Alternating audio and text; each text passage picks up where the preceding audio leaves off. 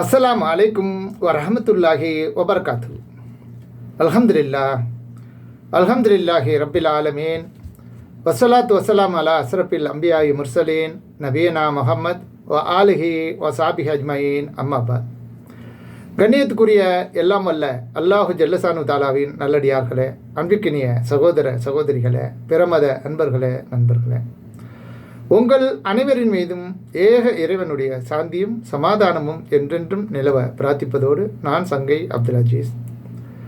அல்லாஹ்வுடைய அருளால் அனைவரும் மிக நலமாக இருப்பீர்கள் என்று நம்புகிறேன். அல்ஹம்துலில்லாஹ். எல்லா புகழும் அல்லாஹ்வுக்கே. இஸ்லாம் கூறும் குடும்பவியல் தொடரை முதல் பாகம் உங்களுக்கு பதிவு செய்திருக்கிறேன். இது இரண்டாவது பாகம்.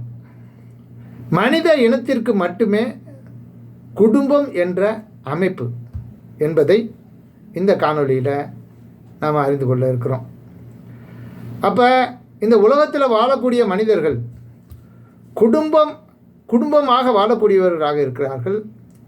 அவர்களுக்கு குடும்பம் சம்பந்தமான எந்த ஒரு நாலேஜும் இல்லாமல் திருமணம் ஆகிவிட்டால் அவர்கள் அப்பன் பாட்டன் எப்படி வாழ்ந்தார்களோ, அவர்கள் பார்க்கக்கூடியவர்கள் எப்படி வாழ்ந்தார்களோ, அதே போல் 10ஓடு 11ஆமாக மற்றவர்களும் அதை காணக்கூடியவர்களும் வாழ்ந்து கொண்டிருக்கக்கூடிய காட்சியை பார்க்கிறோம். அதனால்தான் அதிகமான குடும்பங்களில் பல பிரச்சனைகள் ஏற்பட்டு பல பிரிவுகள் ஏற்பட காரணமாக அமைந்து விடுகிறது. அது மட்டும் இல்லாமல் அவர்களுடைய இந்த உலக வாழ்க்கை இறைவனுடைய நோக்கத்திற்கு மாற்றமாக அமைந்து விடுகிறது. எனவே தான் இந்த குடும்பம் சம்பந்தமான குடும்ப அமைப்புகளை சரியாக நாம் புரிந்து கொள்ளணும், தெளிவாக அறிந்து செயல்படணும். அதற்காக தான் இந்த தொடர். அந்த அடிப்படையில் எல்லாமே இந்த உலகத்தில் இறைவனால் படைக்கப்பட்ட அனைத்துமே ஆண் பெண் என்கின்ற இனக்கவர்ச்சியின் மூலம் பெருகக்கூடியதாக அல்லாஹ் அமைத்து இருந்தாலும் மனிதனுக்கு மட்டுமே குடும்பம் என்கின்ற ஒரு அற்புதமான அமைப்பு முறையை ஏற்படுத்தி இருக்கிறது. ஆடு மாடு கோழி போன்ற கால்நடைகள் மிருகங்கள் இவைகள் எல்லாம் ஆணும் பெண்ணுமாக இருந்தாலும் கூட ஆடு மாடு கோழி போன்ற உயிரினங்கள் மிருகங்கள் கால்நடைகள் அனைத்துமே ஆணும் பெண்ணும் கலந்து தான் இருக்கின்றன. இருப்பினும் அவற்றுக்கு மத்தியில் குடும்பம் என்கின்ற ஒரு நிர்வாக அமைப்பு என்பது கிடையாது. இதை ஏன் நாம் முதலில் சரியாக புரிந்து சீர்தூக்கி பார்க்க வேண்டும் என்றால், அந்த குடும்ப அமைப்பு என்ற அந்த முறையின் அடிப்படையில் இயங்குகின்ற அந்த குடும்பம் சீரும் சிறப்பும் பெற்று நலமாக வாழ்வதுடன் இறுதி இலக்காக அல்லாஹ் நிர்ணயித்திருக்கின்ற அந்த மறுமை வாழ்க்கைக்கு வெற்றி தரக்கூடியதாக அது அமையும். இந்த உலகத்திலும் அது சிறப்பாக இருக்கும். இதற்காகவே சரியாக நம்ம புரிந்து செயல்பட வேண்டும். மேலே நாம் எடுத்துக்காட்டிய ஆடு மாடு கோழி இன்னும் உயிரினங்கள் கால்நடைகள் இவைகள் அனைத்துமே இனப்பெருக்கத்திற்காக சேர்வதோடு தங்களது வேலையை முடித்துக்கொள்ளும்.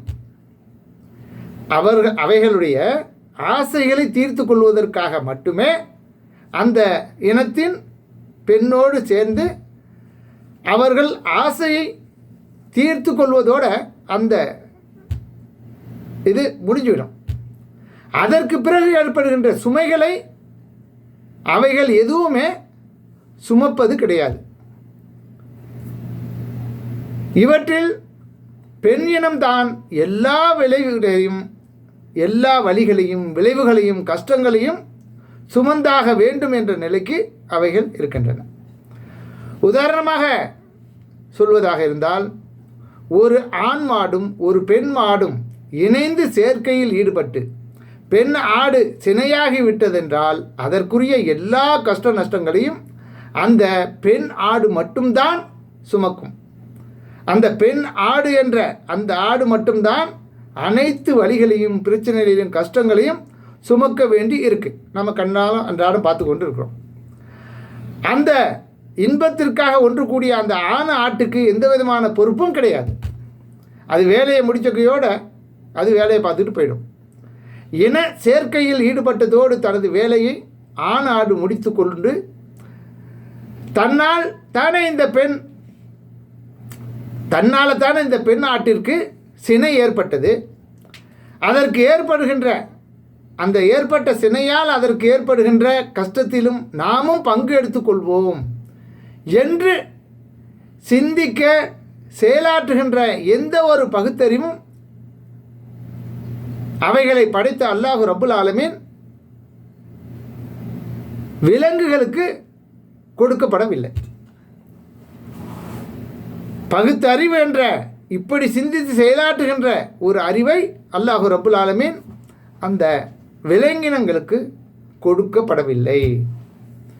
மனிதன் மட்டும்தான் பகுத்தறிவு கொடுக்கப்பட்டவன் என்பதை இந்த இடத்துல அழுத்தம் திருத்தமாக நாம் பதிவு செய்து கொள்ள வேண்டும்.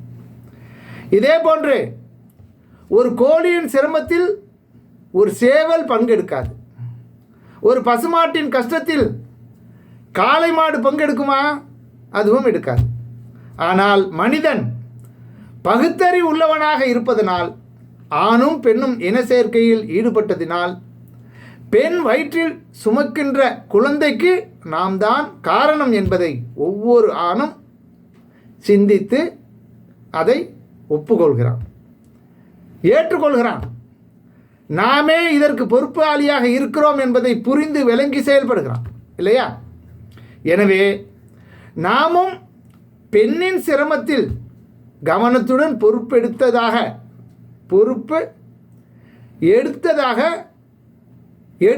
வேண்டும். பெண்ணின் சிரமத்தில் ஆண்களாகிய நாமும் பொறுப்புகளை சுமக்க வேண்டும். இந்த அறிவு மனிதனுக்கு மட்டும்தான் அல்லாஹ் ரப்புல் ஆலமீன் வழங்கியிருக்கிறான். இவை தெளிவாக நம்ம புரிந்து கொள்ளணும்.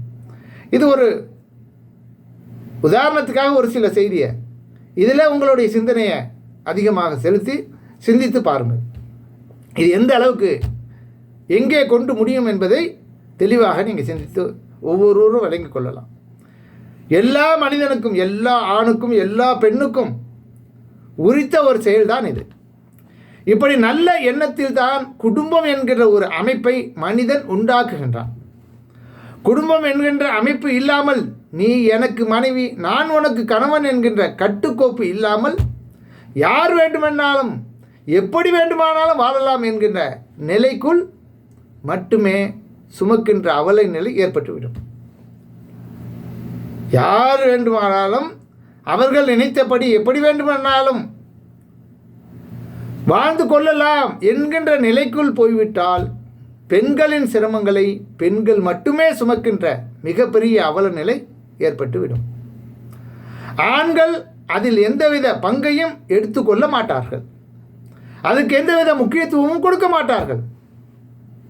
குறிப்பாக குடும்பம் என்ற அமைப்பு கெட்டு போய்விட்டால் பெண்கள் பாரதூரமான துன்பங்களுக்கு ஆளாக நேரிடும். அதை ஒரு காலமும் இந்த சமூகம், மனித சமூகம் அங்கீகரிக்கக்கூடாது. அதில் கொஞ்சம் கூட இசைந்து விடக்கூடாது. இப்படியான அவல நிலையை தவிர்ப்பதற்கு தான் ஆதி காலத்திலிருந்த, இன்று நேற்று அல்ல, ஆதி காலம் முதல் மனிதனாகிய ஆதம் அலைஹிஸ்ஸலாம் அவர்களை அல்லாஹ் முதலாக படைத்தார். அவர்தான் முதல் மனிதர்.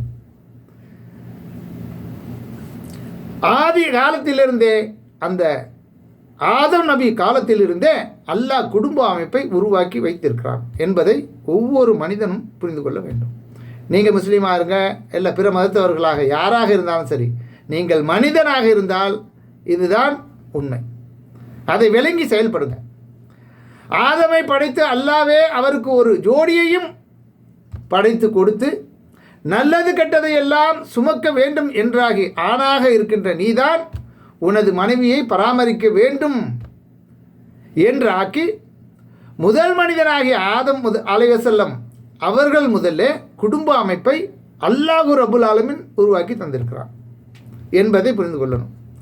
அப்படி ஆதம் நபி மூலம் உருவாக்கிய அந்த அமைப்பு, அந்த குடும்ப அமைப்பு தான் இன்று இனி யுகமுடிவு நாள் வரை உலகம் முழுவதும் இந்த குடும்ப அமைப்பாக இருந்து கொண்டே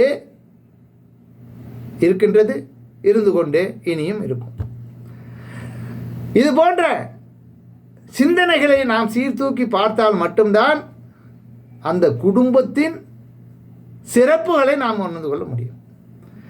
சீரும் சிறப்பும் பெற்ற ஒரு நல்ல குடும்ப அமைப்பாக நம்மளுடைய குடும்பத்தை நாம் உருவாக்க முடியும். அதனால்தான் ஏனோ தானோ என்று ஒரு பெண்ணு குறிப்பிட்ட வாலிப வயதை அடைந்து விட்டால், ஒரு ஆணும் அதற்குரிய வாலிப வயதை அடைந்து விட்டால் அடுத்தபடியாக உடனடியாக திருமணம், இல்லையா? இது ஒரு சாராருடைய நிலைப்பாடு. இன்னும் இளைஞர்கள் இளைஞிகள் என்ன பண்ணுறாங்க, அந்த ஒரு பருவம் வந்த உடனேயே தங்களுக்கு தேவையானதை தாங்களே தேடிக்கொள்ள முயற்சிக்கிறார்கள். அப்படி தேடிக்கொண்ட துணையில் வெற்றி பெற்றவர்கள் ஒரு சிலர், நஷ்டம் அடைந்தவர்கள் பலர்.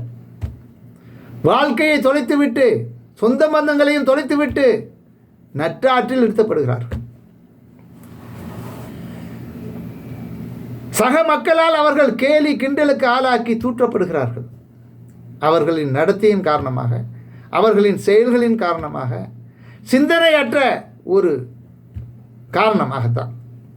அப்போ குடும்ப அமைப்பின் முக்கியத்துவம் குடும்ப அமைப்பின் முக்கியத்துவம் என்னவென்று அவர்கள் சரியாக புரிந்திருந்தால், எந்த ஒரு இளைஞராக இருந்தாலும் இளைஞியாக இருந்தாலும் இப்படிப்பட்ட ஒரு போக்கை கடைபிடிக்க மாட்டார்கள்.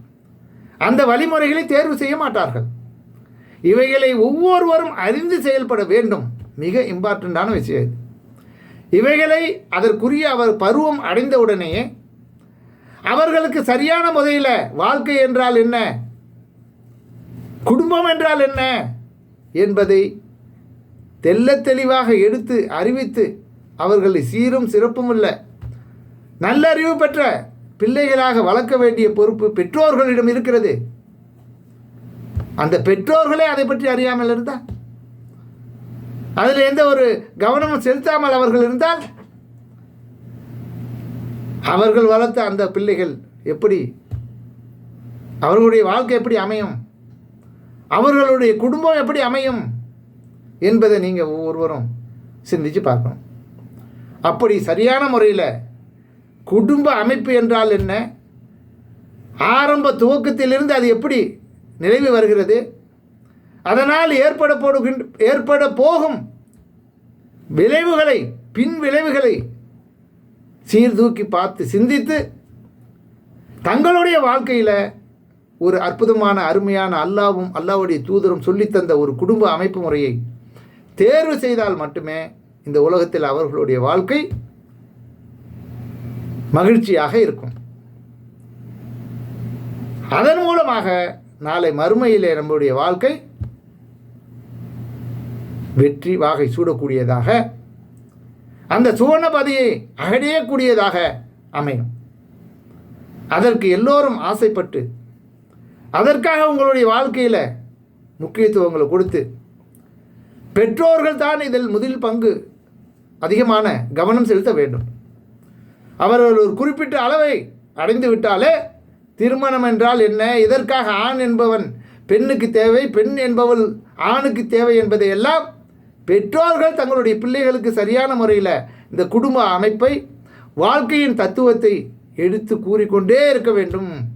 அப்போதுதான் அவர்கள் வழி தவறிவிடாமல், தவறான வாழ்க்கை தேர்ந்தெடுத்து விடாமல் நல்ல குடும்ப அமைப்பை நோக்கி அவர்கள் நடைபோடுவார்கள் என்பதை கவனத்தில் கொண்டு ஒவ்வொரு பெற்றோர்களும் இதற்கு முயற்சி செய்ய வேண்டும்.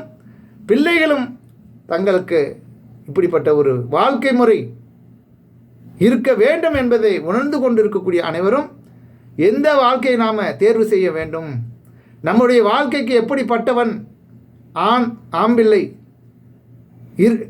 தேவையுடையவனாக இருக்கணும், அதே மாதிரி ஒவ்வொரு ஆணும் தனக்கு தேவையான பெண்ணை தேடும்போது அல்லாஹ் ரப்புல் ஆலமீன் திருமறை குர்ஆனில் ஈமான் கொண்டவர்கள் யாரோ அவர்களுக்கு ஈமான் கொண்டவர்கள்.